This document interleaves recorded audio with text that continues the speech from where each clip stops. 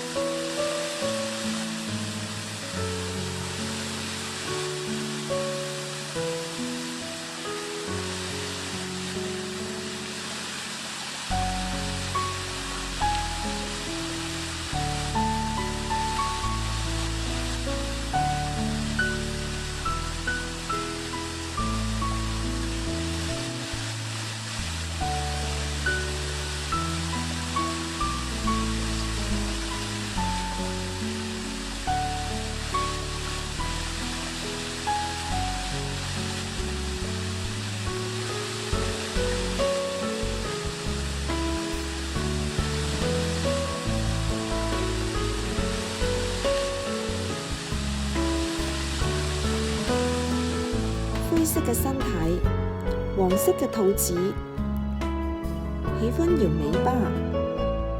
灰脊嶺唔單止呢電力十足，仲喜歡呢邊飛嘅時候邊叫。